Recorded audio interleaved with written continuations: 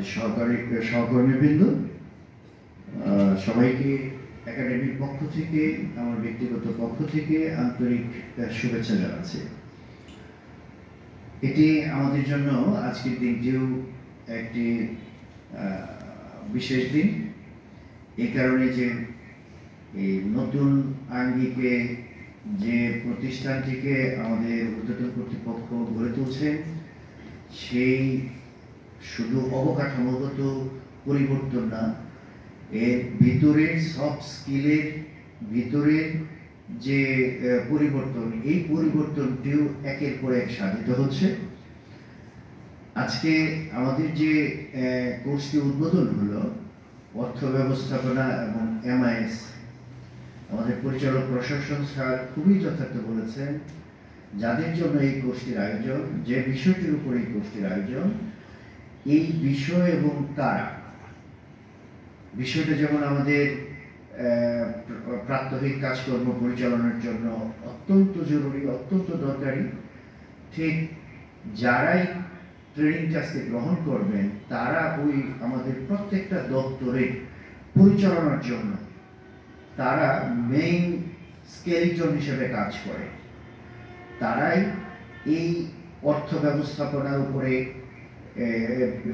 কাজগুলো তারা নিয়ে বসদের সামনে তুলে ধরে, তারাই অর্থ ব্যবস্থাপনা বা এনাদারে যত সকল রিপোর্ট তথ্যাদি আছে তারাই এগুলো মৌলিকভাবে ক্রিয়েট করে সেখানে তার ঊর্ধ্বতন বসেরা সেগুলো দেখে অনুমোদন করে।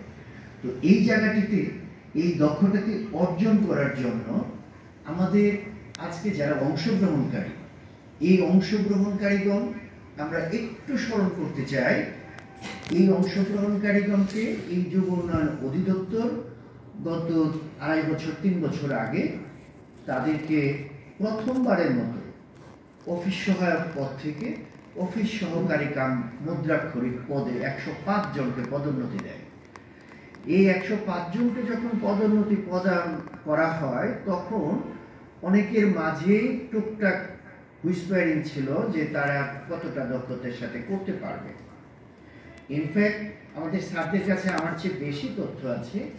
আমি যেহেতু এই সেন্টারের দায়িত্বকালীন সময়ে অনেক কলিগরা আসে, তাদের কাছ থেকে আমি যে তথ্যটি পেয়েছি এবং আমাদের আজকের যে সহকর্মীরা আছে তারা অত্যন্ত দক্ষতার সাথে তাদের যে অফিস সহকারী এবং মুদ্রাক্ষরিকের যে দায়িত্বটি, আমাদের সেই কনফিউশনকে ছাপিয়ে তারা অনেক বেশি দক্ষতার সাথে তারা এই দায়িত্বটি পালন করছে। এবং তাদেরকে আমরা প্রথমেই পদোন্নতি দেওয়ার পরে 1 মাস মেয়াদী একটি ট্রেনিং করিয়েছিলাম মডার্ন অফিস ম্যানেজমেন্টের উপরে। এরপরে বোধহয় আমরা একটি কম্পিউটার বেস একটি ট্রেনিং, ICT বেস একটি ট্রেনিং করিয়েছিলাম।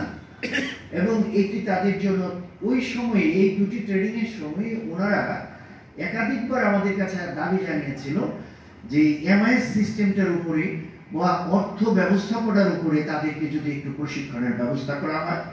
এবং তাদের কণ্ঠ হয়ে আমি আমার ঊর্ধ্বতন কর্তৃপক্ষের কাছে বিষয়টি যখন তুলে ধরি, ওই ঊর্ধ্বতন কর্তৃপক্ষ খুব ভালোভাবে বিষয়টা নিয়ে কারিকুলামটি গত অর্থ বছরই আমরা তৈরি করি এবং স্যারেরা অনুমোদন করে দেন। দেন এই অর্থ বছর থেকে এই কোর্সটি আমাদের এই ধরনের প্রথম কোর্স, যেটি কিনা আমাদের এই অংশগ্রহণকারীরা, আজকের অংশগ্রহণকারীরা এবং পরবর্তীতে আরো অনেক অংশগ্রহণকারীরা এই কোর্সটি করবেন। কোর্সটির শেষে আমরা সেরকম একটি অফিস স্যারদেরকে উপহার দিতে পারবো। আমি একটু বেশি বলে ফেলেছি, এতটা বলার কথা ছিল না, কেননা আমাদের মহাপরিচালক স্যার আমি জানি দাপ্তরিক কাজে অনেক দূরে গেছে, অনেক দূরে অবস্থান করছে। তো স্যার সবসময় বলে থাকে যে যে কোনো অবস্ট্রাগলকে উতরিয়ে যাওয়া একজন দক্ষ কর্মকর্তার যোগ্যতা প্রমাণ করে। তো সেই ক্ষেত্রে আমার স্যার আজকে সেই আমাদের অত্যন্ত দূরবর্তী ভোলায় সরকারি কাজে আছেন এবং সেখানে থেকে যুক্ত হয়ে মনে হয়নি আমাদের কাছে স্যার ভোলা আছেন, মনে হয়েছে আমাদের কাছেই আছেন। এই যে একটি ওখানে থেকেও আমাদেরকে স্মরণ করেছেন, প্রায় প্রতি সপ্তাহে উনি আমাদেরকে এরকমভাবে উৎসাহিত করেন, দিক নির্দেশনা প্রদান করেন। স্যারকে আমার পক্ষ থেকে, অত্র প্রতিষ্ঠানের পক্ষ থেকে স্যারকে আন্তরিকভাবে ধন্যবাদ এবং কৃতজ্ঞতা জানাই। একই সাথে পরিচালক প্রশাসন স্যার আজকে আসতেন, সকল কোর্সে উনি ফিজিক্যালি উপস্থিত থাকেন, আজকেও আসবেন বলে কথা দিয়েছিলেন। ইমিডিয়েট এই ইমার্জেন্সি কালকে রাতে শুনলাম যে আমাদের সচিব মহোদয় ডিপার্টমেন্টে যাবেন, তো ডিসি স্যার নাই, তো সেই ক্ষেত্রে সচিব স্যার গেলে তো অবশ্যই পরিচালক প্রশাসন স্যারের থাকা উচিত, এবং স্যার সে কারণে আজকে আসতে পারেন নাই। আমরা আশাবাদী স্যার যেমনটি কথা দিয়েছেন যে স্যারের হাত থেকে আমাদের সহকর্মীরা এই সনদপত্রটি পাবে, আশা করি শেষ দিন স্যারকে আমরা পাবো। তো স্যারকে আবারও ধন্যবাদ এবং কৃতজ্ঞতা জানিয়ে সবাইকে আবারও আমার অন্তরের অন্তঃস্থল থেকে ধন্যবাদ জানিয়ে আজকের মতো কথা বলা শেষ করছি। আল্লাহ হাফেজ।